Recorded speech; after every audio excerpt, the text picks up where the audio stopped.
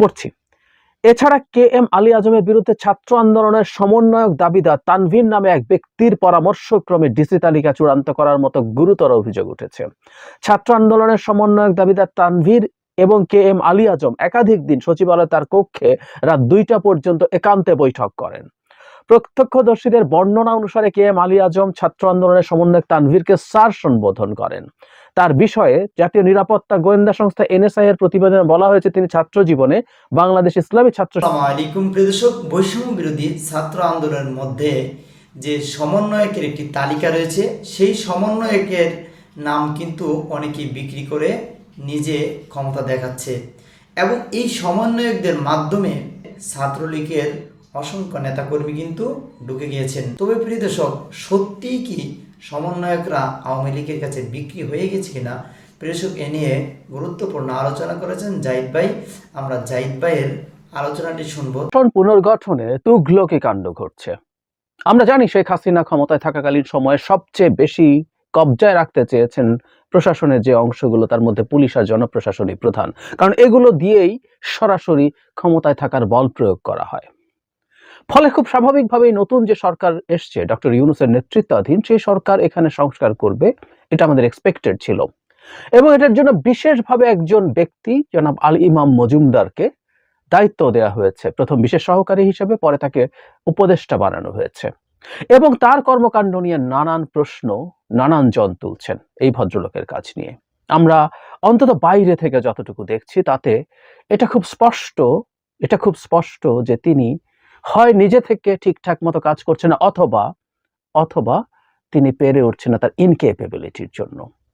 সাম্প্রতিক সময়ে ডিসি নিয়োগ নিয়ে এমন সব ঘটনা ঘটলো যেগুলো আসলে আমাদের মধ্যে প্রচন্ড সিরিয়াস আশঙ্কার জন্ম দেয়।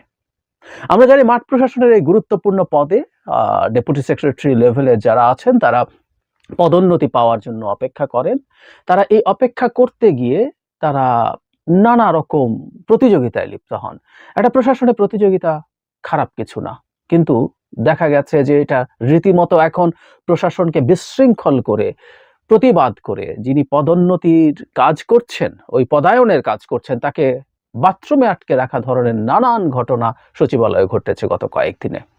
তালিকা দেয়া হয়েছে, তারপর সেই তালিকা পরিবর্তন করা হয়েছে এবং মারাত্মক অভিযোগে অভিযুক্ত লোকজনকে ডিসি পদায়ন করে পরে সেটা সরানো হয়েছে। যেমন অভিযোগ হচ্ছে সেই আওয়ামী লীগ সরকারের সময় এমন লোকজন আছেন যারা সুবিধাপ্রাপ্ত এবং বিরোধী দলকে নানাভাবে নিপীড়ন করেছে, তাদেরকেও ডিসি পদায়ন করা হয়েছে। সুতরাং এই প্রশ্ন খুব যৌক্তিকভাবে আসতে পারে, এই মানুষজন কিভাবে পদায়ন পায়? এর মধ্যে নানান রকম স্বার্থবাদীর কথা আছে, এর মধ্যে টাকার লেনদেনের কথা আছে। এই রকম ঘটনা ঘটবে আর টাকার লেনদেন বাংলাদেশে হবে না, সেটা তো হতে পারে না। নানান অভিযোগ চারদিকে ছড়িয়ে পড়ছে, কিন্তু তার চাইতেও ভয়ঙ্কর অভিযোগ আমার কাছে অন্য একটা। তথাকথিত সমন্বয়ক এই পদোন্নতি বা পদায়ন ডিল করছেন। সমন্বয়কের পদায়ন ডিল করা নিয়ে সমস্যা কোথায় সেটাই আসবো। কেউ বলতেই পারেন তারা তো পারেই না, আমি মনে করি পারে না। এবং সমন্বয়ক নাম নিয়ে বহু জায়গায় বহু কিছু বহুজন করে বেড়াচ্ছে, প্রকাশ্যে অপ্রকাশ্যে। এগুলো নিয়ে আমার সিরিয়াস আপত্তি আছে। সেজন্যই বললাম যে তুগলকি কাণ্ড আসলে অন্যগুলোর চাইতে এটা আরো বড়। দৈনিক যুগান্তরের একটা রিপোর্ট 3 দিন আগের, আমি সেটা থেকে কিছু অংশ পড়ি। এখানে বলা হচ্ছে ডিসির নিয়োগ না পেয়ে জনপ্রশাসন মন্ত্রণালয়ের মাঠ প্রশাসন অধিশাখার যুগ্ম সচিব কে এম আলী আজমের ওপরে চড়াও হন বঞ্চিত কর্মকর্তারা। তাদেরকে ডিসি না নিয়োগ দেওয়া হয়েছে, তারপর গিয়ে তাকে রীতিমতো বাথরুমে আটকে রাখা হয়েছে। এর পরের অংশটা আমরা খুব মন দিয়ে শুনি। আমি খুব স্পষ্টভাবে বলছি, দেশটাকে মগের মুল্লুক বানানো যাবে না। এই অংশ পড়লে মনে হবে দেশটা মগের মুল্লুকে আবার পরিণত হচ্ছে। আমি শেখ হাসিনার সময়টাকে মগের মুল্লুক বলতাম। আমি পড়ছি। এছাড়া কে এম আলী আজমের বিরুদ্ধে ছাত্র আন্দোলনের সমন্বয়ক দাবিদার তানভীর নামে এক ব্যক্তির পরামর্শক্রমে ডিসি তালিকা চূড়ান্ত করার মতো গুরুতর অভিযোগ উঠেছে। ছাত্র আন্দোলনের সমন্বয়ক দাবিদার তানভীর এবং কে এম আলী আজম একাধিক দিন সচিবালয়ে তার কক্ষে রাত 2টা পর্যন্ত একান্তে বৈঠক করেন। প্রত্যক্ষদর্শীদের বর্ণনা অনুসারে কে এম আলী আজম ছাত্র আন্দোলনের সমন্বয়ক তানভীরকে স্যার সম্বোধন করেন। তার বিষয়ে জাতীয় নিরাপত্তা গোয়েন্দা সংস্থা এনএসআই এর প্রতিবেদনে বলা হয়েছে তিনি ছাত্র জীবনে বাংলাদেশ ইসলামী ছাত্র শিবিরের সঙ্গে সম্পৃক্ত ছিলেন এবং জামায়াতপন্থী আমলা। জানতে চাইলে কে এম আলী আজম যুগান্তরকে বলেন, আমি কোনো সমন্বয়কের সঙ্গে মিটিং করিনি, তিনি আমার কাছে আসেন। তার মানে জনাব আজম যুগ্ম সচিব স্বীকার করছেন যে ওই ভদ্রলোক তানভীর নামে ভদ্রলোক তার কাছে আসেন। আমি তো ছাত্র আন্দোলনের সমন্বয়কদের ডাকিনি, কেউ এলে তাকে কি নিষেধ করা যায়? তার মানে হচ্ছে তানভীরের বিরুদ্ধে যে অভিযোগ করা হচ্ছে অন্তত এটুকু সত্যতা পাওয়া গেছে, যুগ্ম সচিবের কাছে তিনি যান। জানতে চাইলে ছাত্র আন্দোলনের সমন্বয়ক দাবিদার তানভীর যুগান্তরকে বলেন, বিগত আন্দোলনে আমাদের ভূমিকা দেশবাসী প্রত্যক্ষ করেছে। প্রশাসনে কোথায় কাকে নিয়োগ দেয়া হয় তা দেখার কিংবা জানার অধিকার আমাদের আছে, এ কারণেই আমাদের আসতে হয়। তার মানে খেয়াল করি, অন রেকর্ড একটা জাতীয় পত্রিকার সাথে সেই তানভীর স্বীকার করছেন তিনি যাচ্ছেন এবং তিনি প্রশাসনে কে কোথায় নিয়োগ পান সেটা দেখবেন, কারণ এই অধিকার তার আছে। আপনার তো সচিবালয়ে ঢোকার কোনো পাস নেই, তাহলে সচিবালয়ে ঢুকলেন কি করে? এমন প্রশ্নের জবাব তিনি এড়িয়ে যান। প্রশাসনের এই ধরনের কাজে কি ছাত্রদের কিনা, এই প্রশ্নের জবাবও তিনি এড়িয়ে যান। তিনি দাবি করেন সমন্বয়ক হাসনাত আব্দুল্লাহ এবং সার্জিস আলমের পরামর্শে তিনি সচিবালয়ে এসেছেন। একটা জিনিস খুব ক্লিয়ারলি বলতে চাই, আমরা বুঝতে পারি এই এক ভয়ঙ্কর ঘটনা ঘটছে। আমি এই ছাত্ররা এবং সমন্বয়করা যারা আছেন তাদের মধ্যে এই জুলাই মাসে দেশ স্বাধীন করা হয়ে গেছে এরকম একটা পারসেপশন আছে অনেকের।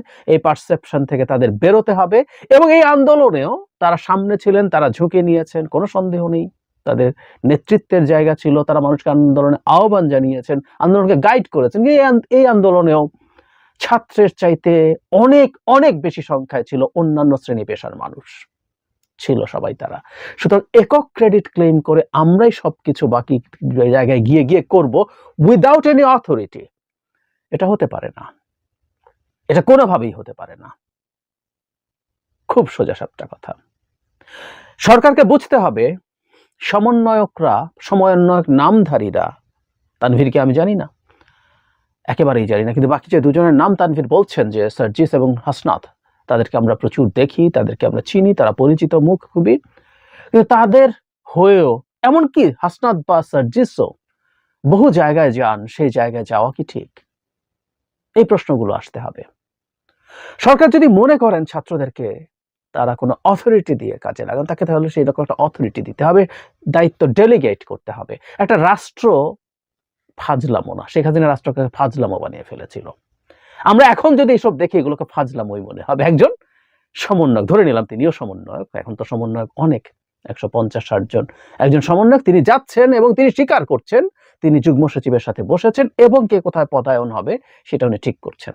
এটা স্রেফ ফাজলামো, একদম দ্ব্যর্থহীন ভাষায় বলতে চাই। এবং এই সব দায় দায়িত্ব ওই উপদেষ্টা জনাব আলী ইমাম মজুমদারকে তো ঘাড়ে নিতে হবে। ওনার বক্তব্য কি? উনি আগেও যেসব পদায়ন করেছিলেন তার সাথে সমন্বয় করে এর মধ্যে এত বিতর্কিত পদায়ন হলো কেন? উনি কার এজেন্ডা বাস্তবায়ন করতে এসেছেন? এই প্রশ্নগুলো আসতে হবে তো। আর পরবর্তীতে যদি এই রকম একজন ছাত্র সমন্বয়কই এসব কাজ করে থাকে তাহলে উনি পদে আছেন কেন? ওনার লিস্ট লজ্জাত থাকা উচিত। উনি তো এই দেশের ক্যাবিনেট সেক্রেটারি ছিলেন দীর্ঘদিন, সর্বোচ্চ প্রশাসনিক পদে ছিলেন, যেটা চাকরি করে যে সর্বোচ্চ পদে যাওয়া যায়। তাহলে ওনার দায়িত্বে থাকা অবস্থা যখন এগুলো ঘটে উনি কিভাবে এটা মেনে নেন? ওনার লিস্ট আত্মমর্যাদা কোথায়? ওনাকে এই ক্লারিফিকেশন গুলো দিতে হবে তো, এই ক্লারিফিকেশন গুলো দিতে হবে। এই সরকারের প্রতি একটা আহ্বান, এভাবে বলতে পারি আমরা, সরকারের নানা ক্ষেত্রে নানা রকম স্বার্থের ধান্দার লোকজন ঢুকে গেছে, নানা জনের নানান ধান্দা আছে। আমরা একই রকম ঘটনার পুনরাবৃত্তি হয়ে গেছে বলবো না, ঘটার পরিস্থিতি দেখছি। ওই যে প্রায় বলি না, এই লোকজন তো আমাদের আশপাশে থাকে, বিভিন্ন জায়গায় ডেপুটি সেক্রেটারি লেভেলের পদায়িত লোকজন, তারা বিভিন্ন জনের সাথে যোগাযোগ করার চেষ্টা করছে, তারা পদোন্নতি চান, তার জন্য টাকা খরচ করতে প্রস্তুত আছেন এবং তারা বলছেন টাকা খরচ করে এই পদায়ন পেয়েছে, এটা তারা জানেন। কে কি করছে আমরা আসলে এগুলো দেখতে চাই না, বুঝতে চাই না, জানতে চাই না। কিন্তু প্রকাশ্যে যে ঘটনাগুলো ঘটে সেই ঘটনাগুলোর ব্যাপারে সরকারকে লক্ষ্য আমাদের চোখে পড়ে এরকম পদক্ষেপ দেখাতে হবে, খুব ক্লিয়ারলি দেখাতে হবে। ১/১১ সময় জনাব আলী ইমাম মজুমদারের বিরুদ্ধে অনেক অভিযোগ ছিল। তিনি ঘটনাচক্রের সময় ক্যাবিনেট সেক্রেটারি ছিলেন, কারণ ওই সময় দায়িত্বেই ছিলেন, কিন্তু এরপর উনি ছিলেন এবং তার অনেক কর্মকাণ্ড নিয়ে অনেক প্রশ্ন আছে। অনেকেই করছেন, ভ্যালিড করছেন, যুক্তি তথ্য দিয়ে করছেন, আপনারা অনেকেই দেখেছেন।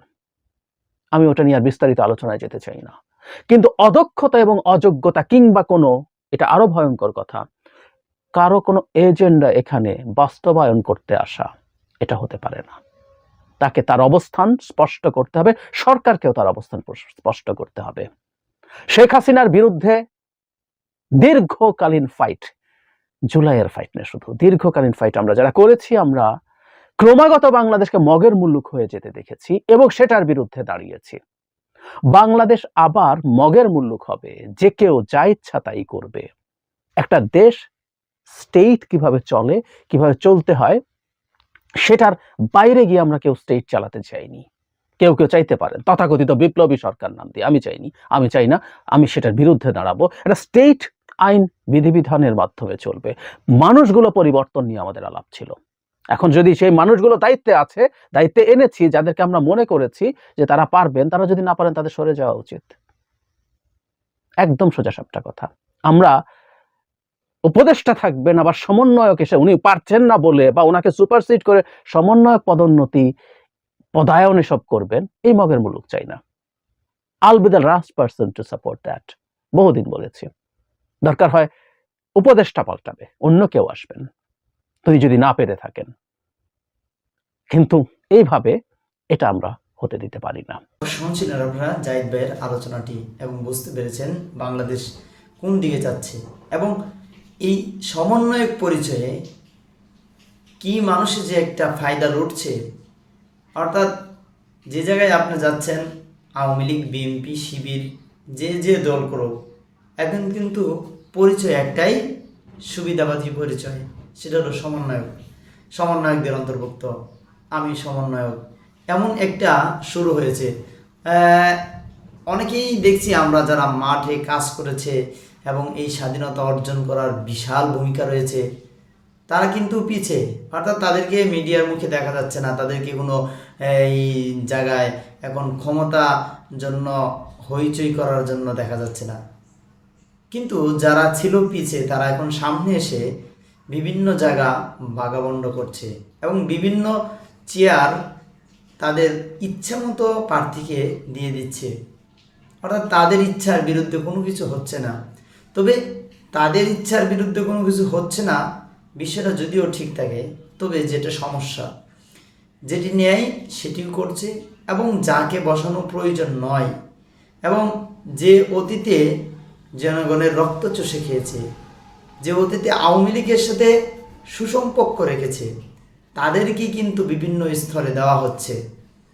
যারা আওয়ামী লীগ থাকা সত্ত্বে, যারা আওয়ামী লীগ থাকাকালীন ফায়দা লুটেছে, জনগণের উপর অত্যাচার করেছে এবং স্বৈরাচারীকে সাহায্য করেছে, তারা এখন তাদেরকে যদি দায়িত্ব দেওয়া হয়, তাহলে তারা কি এই আওয়ামী লীগের অর্থাৎ ফেসিবাদের কি তারা বিরোধিতা করবে? অবশ্যই না।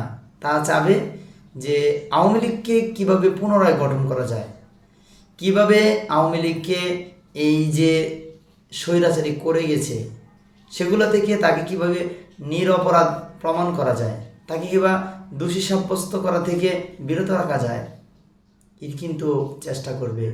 অর্থাৎ কেমন জানি বাংলাদেশটি একটি গোলমাল হয়ে যাচ্ছে এই সমন্বয়ক পরিচয়ে। আমি সবাইকে আহ্বান জানাই, এই সমন্বয়ক পরিচয়ে যারা নিজের ক্ষমতা দেখাচ্ছেন, অন্যায়কে হাতে তুলে নিচ্ছেন এবং ন্যায়কে কবর দিচ্ছেন, তারা আসলেও সমন্বয়ক হোক বা কোনো দলের হোক, তাদেরকে জনগণকে বলবো আপনারা কখনো আশ্রয় দিবেন না, ছাড় দিবেন না। কারণ সমন্বয়ক আর যেই হোক, দেশটি জনগণের, যখনই দেশের হেফাজত করতে হয় জনগণে করেছে। এই আন্দোলন কি সমন্বয়কদের আন্দোলন শুধু? এই আন্দোলন জনগণের আন্দোলন, এই আন্দোলন 17 কোটি মানুষের আন্দোলন ছিল। এজন্যই কিন্তু এত বড় একটা ফেসিবাদকে বাংলাদেশ থেকে তাড়িয়ে দেওয়া সম্ভব হয়েছে। আপনারা কি মনে করেন, শেখ হাসিনাকে এতই নরম ভেবেছিলেন, যিনি 16 বছরে এত ঝড়ঝাপটা আসার পরেও একটি শিগরও তার নড়েনি, সেই প্রধানমন্ত্রী পালিয়ে গিয়েছে? এটি কি কোনো সমন্বয়কদের বয়ে নাকি পুরো বাংলাদেশের জনগণের বয়ে? আমি বলবো এই আন্দোলন জনগণের আন্দোলন, এই আন্দোলন ছাত্রদের আন্দোলন, এই আন্দোলন বাংলাদেশের 17 কোটি মানুষের আন্দোলন ছিল। অতএব এই আন্দোলনকে কেউ একা অর্জিত বলে কেউ দাবি করবেন না এবং সমস্ত ক্ষমতা নিজের হাতে তুলে নেওয়ার চেষ্টা করবেন না।